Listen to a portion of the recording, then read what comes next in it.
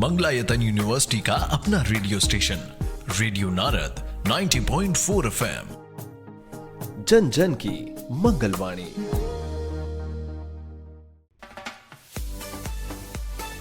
दोस्तों, आप सुन रहे हैं आपका पसंदीदा कार्यक्रम सेहत सही लाभ कई, और मैं हूं आपकी अपनी आरजे याशी।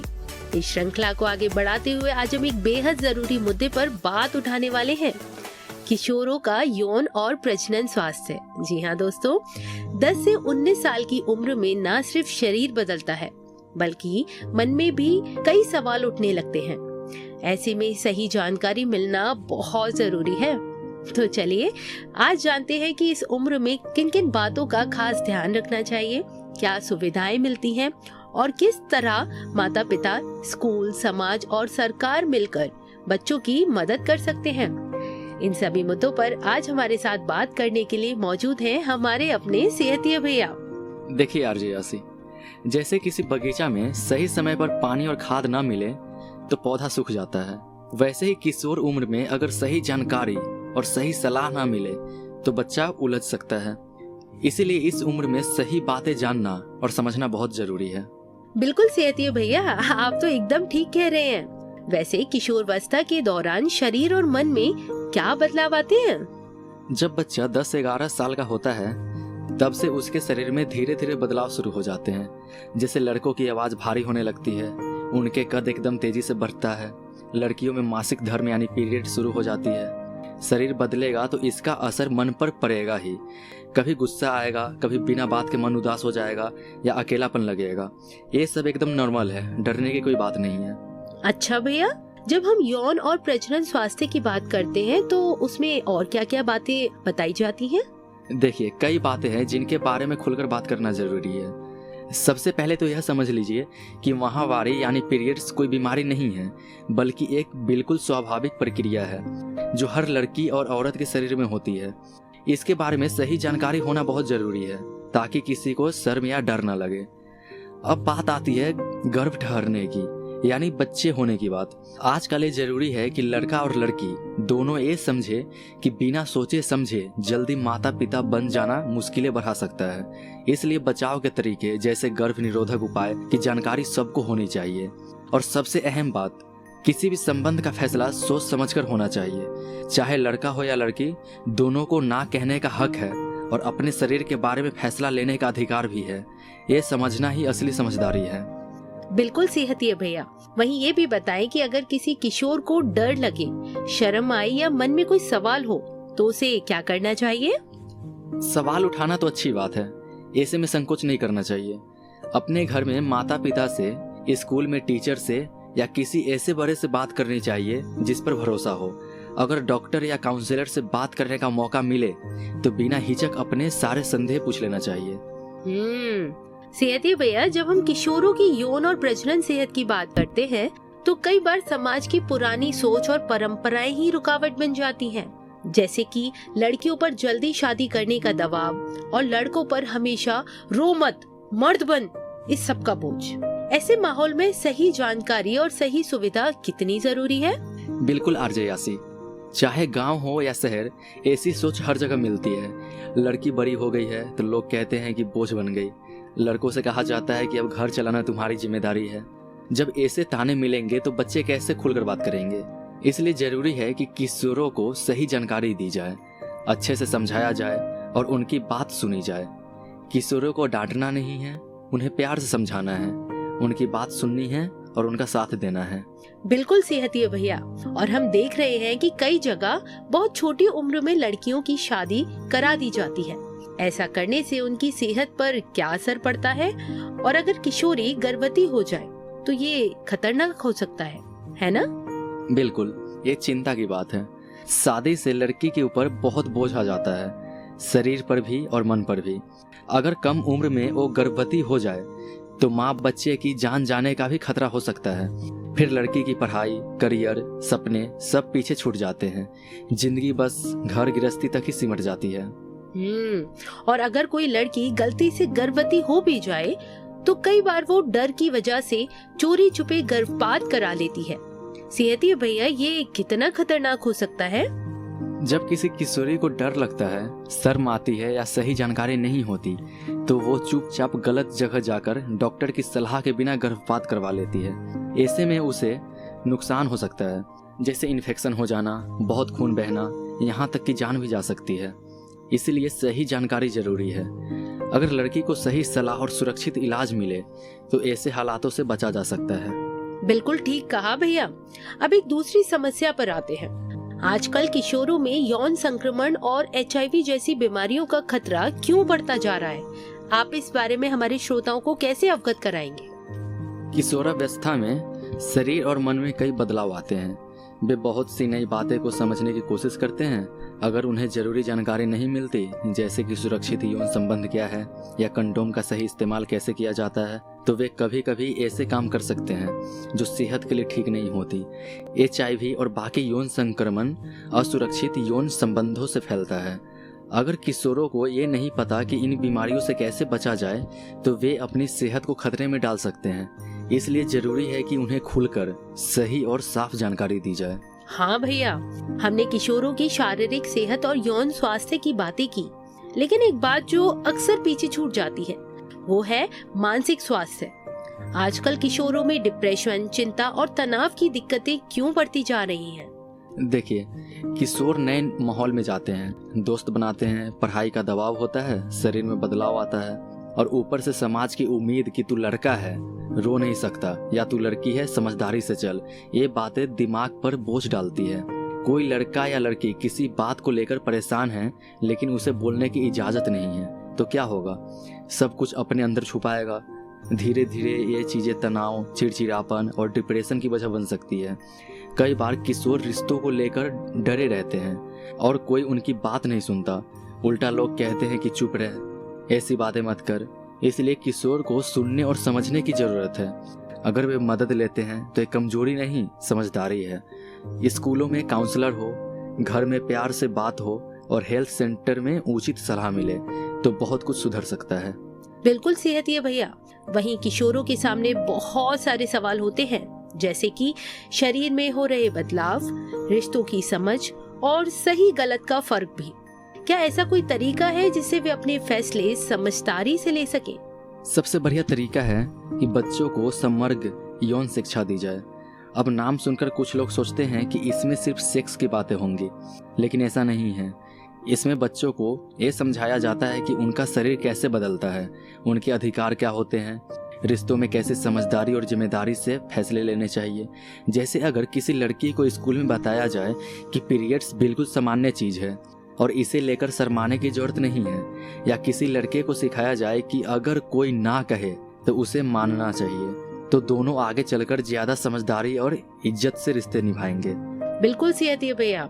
वहीं किशोरों को सही जानकारी और सपोर्ट मिलना बहुत जरूरी है, लेकिन क्या गर्भ से बचने के उपाय यानी गर्भ निरोधक, जिसे हम कॉन्ट्रासेप्टिव भी कहते हैं, इसकी जानकारी भी दी जानी चाहिए? एकदम दी जानी चाहिए।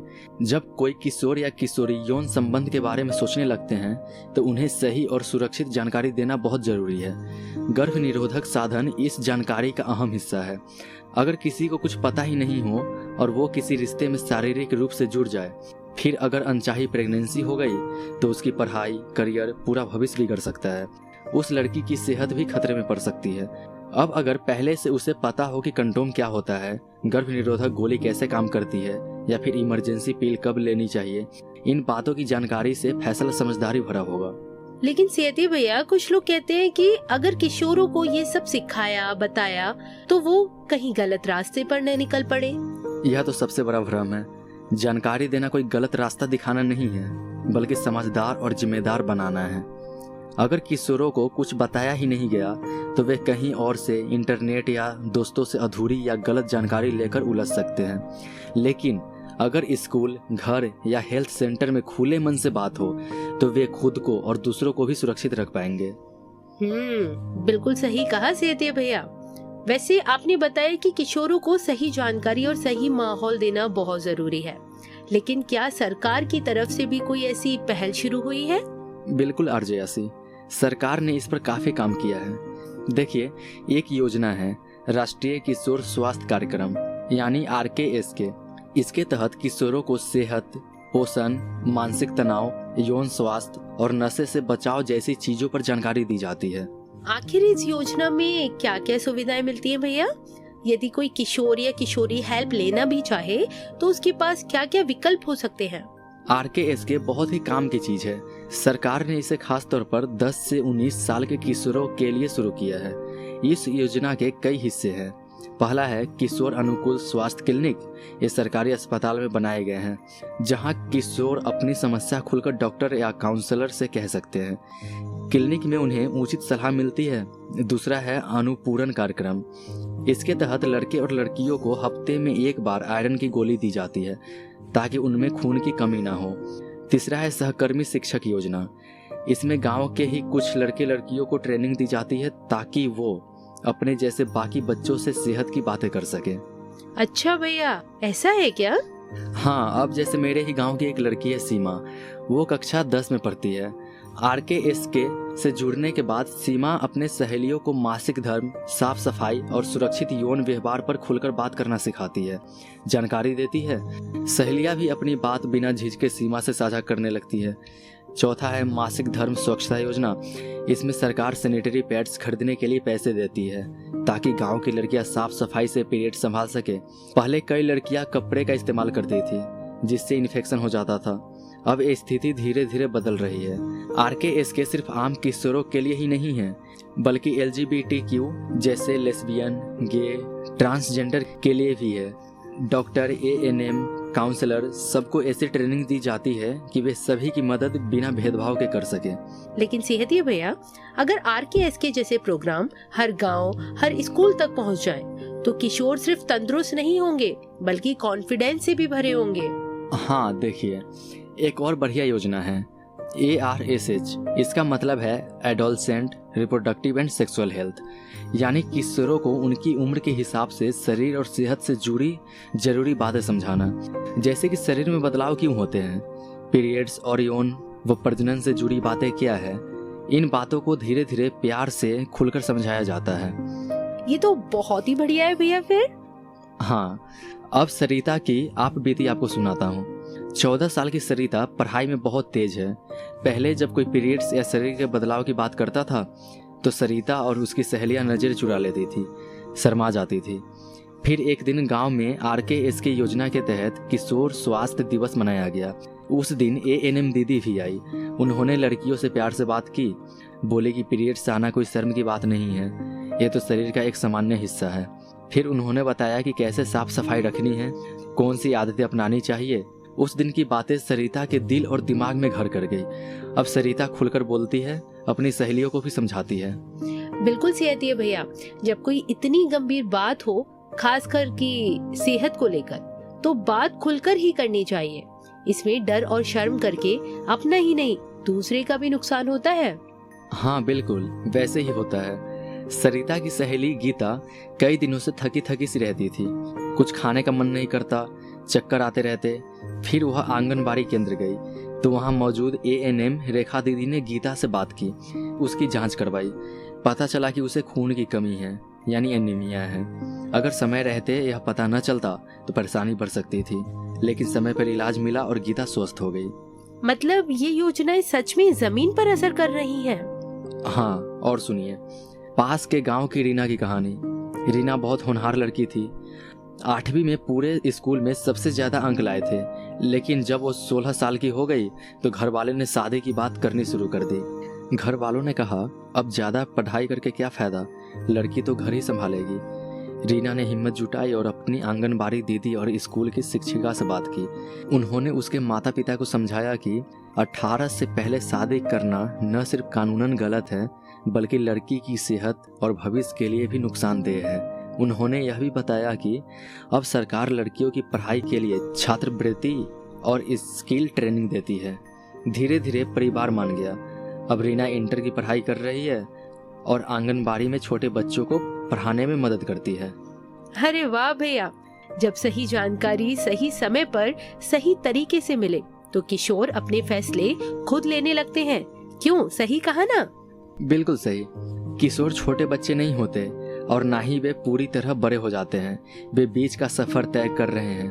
ऐसे में उन्हें सुनना, जानना और साथ देना बहुत जरूरी है। बिल्कुल सेहतिया भैया, आपने एकदम सही कहा। दोस्तों, ये ठान लें कि हम किशोरों को टोकेंगे नहीं, उन्हें समझाएंगे, उनको सुनेंगे और उनका साथ भी देंगे, क्योंकि जानकारी जब सही होगी, सोच खुलेगी, तभी सेहत भी अच्छी होगी। इसी उम्मीद के साथ मुझे यानी आरजे याशी को दें इजाजत। फिर मिलेंगे सेहत सही लाभ गई के अगले एपिसोड में। पर जाने से पहले आइए सेहतिया भैया के साथ हम शपथ लेते हैं। हम अपने और अपने परिवार की जिम्मेदारी लेंगे, अपने और अपने परिवार के स्वास्थ्य को प्राथमिकता देंगे, क्योंकि सेहत ही असली धन है। सरकारी स्वास्थ्य सेवाओं और योजनाओं का पूरा लाभ उठाएंगे और दूसरों को भी जागरूक करेंगे। साफ सफाई और स्वच्छता का पालन करेंगे ताकि बीमारियों से बचा जा सके। नियमित जांच और टीकाकरण करवाएंगे और अपने परिवार को भी इसके लिए प्रेरित करेंगे। संतुलित आहार और व्यायाम अपनाएंगे ताकि शरीर और मन दोनों स्वस्थ रहें। महिलाओं, बच्चों और बुजुर्गों की सेहत का विशेष ध्यान रखेंगे। जब पूरा समाज स्वस्थ और सशक्त बनेगा, तभी तो भारत समृद्ध बनेगा, क्योंकि सेहत सही तो लाभ कई। धन्यवाद।